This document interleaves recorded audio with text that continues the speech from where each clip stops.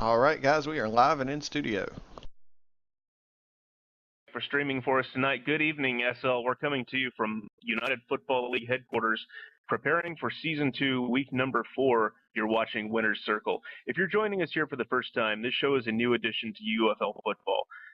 In the league, this is probably one of the most dynamic and challenging environments in Second Life in social, gameplay, and teamwork terms. At the end of each game, our commentators put their heads together and pick one player that they believe was the shining star of the winning team, the player of the game. On Winner's Circle, we interview the recipients of this award from the previous weekend and get their insights on what it took them to win the day. Ladies and gentlemen, it gives me pleasure to introduce our panel for the evening, the players of the game for Week 3. For the Cowboys, 37-20 this week against the Broncos, we have Cervantes Hastings. For the Seahawks, 52-14 against the Warriors, Dante Major Montana. And for the Raiders, going 86-7 on the Huskies, Aria Cadence. We had 3 other recipients that weren't able to be with us today as well. Marlo Eden Flower of the Mustangs with an 84-9 win against the Cobras. Tam Dember from the Titans, 65-7 against the Bulldogs. And Gerald Eames of the Buccaneers, 77-3 against the Patriots. So, ladies and gentlemen, good evening, congratulations, and welcome to the Winner's Circle. As we get started tonight, I'd like to invite anybody watching us on Hitbox that has questions for our guests to submit their questions in chat, and we'll try to get them at the end. So let's start with each one of you individually here. I'll start with Fontes. Give us a rundown of your background. What gaming did you or do you still do aside from SL football? And what do you find most important in practicing to play in the UFL? Oh man, well, first off, play a little bit of everything. Mostly computer, first-person shooters, Counter-Strike, just console when I can. Just pretty much get around everything. Try to challenge myself with anything I can do. And for practice, I just sit around, use ball throw whenever possible. Work on receiving, just anything that can help me improve seeing the ball. Just do what I can to make my play better.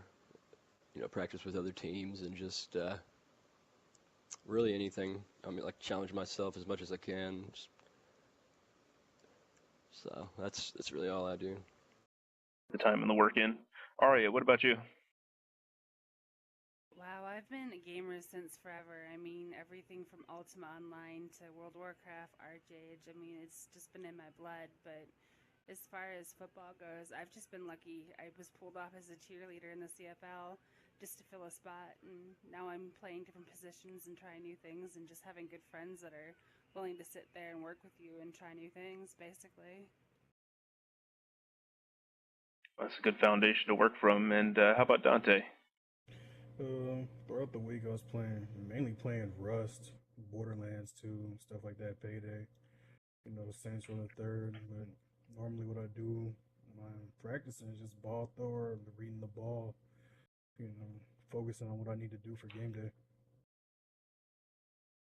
It does seem like a solid foundation. That's one of the things I've noticed a little bit in the past too. Is a lot of the best players in here have a background that began in other games and continues in other games. Thinking back to your most successful plays this last weekend, what were you relying on from your teammates to make the best moments possible? What stands out about the ways that they came through for you? Fontes? Uh, First and foremost, the defensive line played really great. Getting that pressure in, forcing bad passes, up front coverage.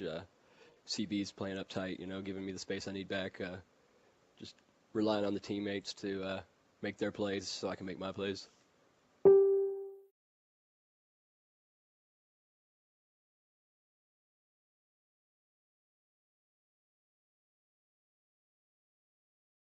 Window there. How about you, Arya? Well, I mean, it's a little different for me because I'm a lineman. So, like, me alone just didn't do anything. I had to rely on my other OB and my DEs on defense. And as far as blocking goes, if there isn't a pocket there, it's nothing. So I can't take credit for it. I have to give a shout out to my other linemen.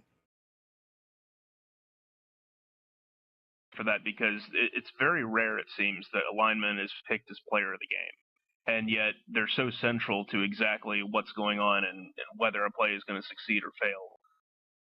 And we know definitely that all three definitely rely on each other as a team. Dante, how about you? Honestly, um, I had to thank the whole squad for it because I can't play the way I do without them. Just playing with them makes it a lot more easier to play.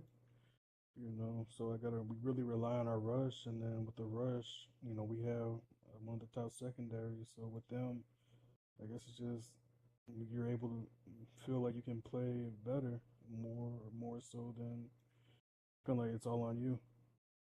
Now, you play some other games with these guys over on the Seahawks, don't you? Yeah, we all play Rust. We play Dota 2 sometimes. I mean, we play a lot of games on Steam, so. So, I mean, would you say that, playing other games together, getting in other environments and working off each other that way, that gives you kind of another or a sixth sense, really?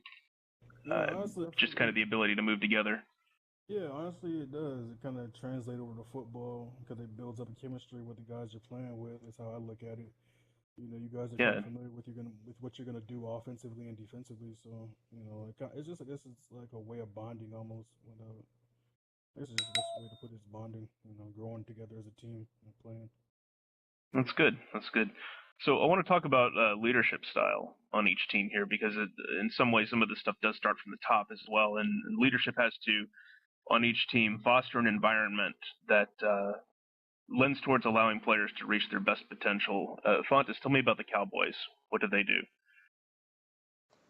Well, mostly we got Matt right now. We got Fearsome. Those two are really great guys.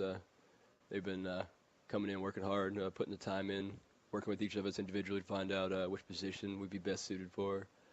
So, I mean, they're just out there putting the work in, putting the time in, helping us out, letting us Individual attention. play our game. Yeah, absolutely, letting us play our games and finding the right spots for everybody. So, just give a shout out to them because they're pretty awesome people out there doing what they're doing. Yeah, good. All right, what about you? How do the Raiders look? Well, I'm one of the newest players, and I've noticed on this team there isn't any real new players or rookies, so everybody has a background and a past and bringing their experience, which I think is really good to be able to say, hey, this is how this was done instead of everybody being fresh. And I don't know, it's just very nice. I find that, everybody has their place, and I'm learning new things, like I said before, and I'm ready to try new positions and, just be better at what I do. So I think what they're doing is great.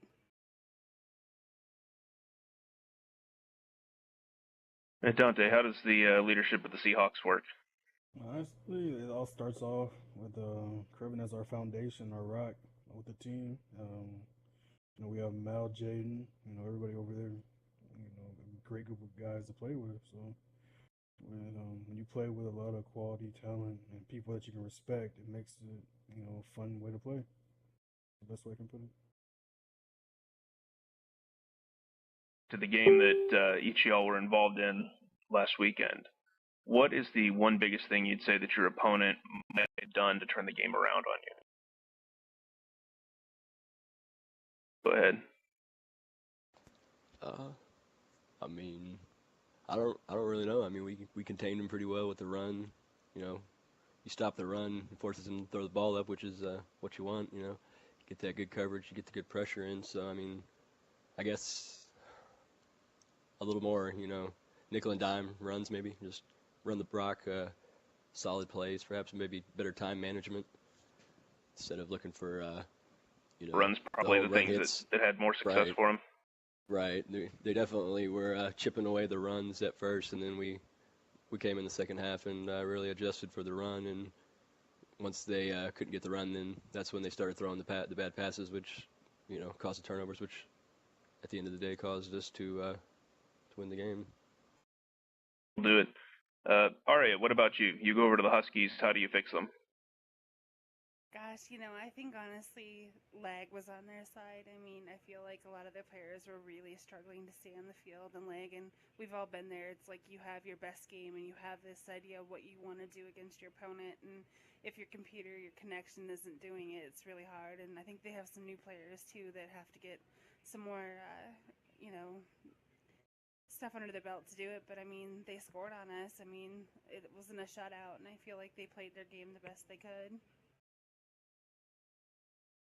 being new to it, I mean, there's a lot of nuance just to getting SL set up to the point that it's going to run decently, depending on your hardware. So I know where you're coming from there.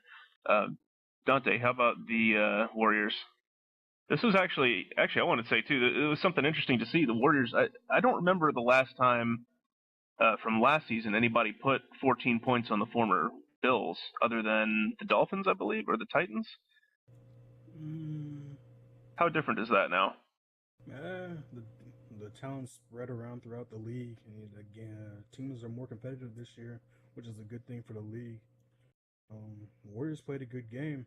It wasn't easy at first, you know. It was 21-14 going into halftime. Played a good game. We just really tried to neutralize what Gooch could do through the air, and try to limit how much he can read the field by putting pressure on him. So he did a good job though against us, and I give him a shout out for that. We're going to go ahead and wrap it up for this evening. We don't have any other questions coming in on Twitch right now, so I'll thank each one of you again for coming out, sharing all this with us and with the league.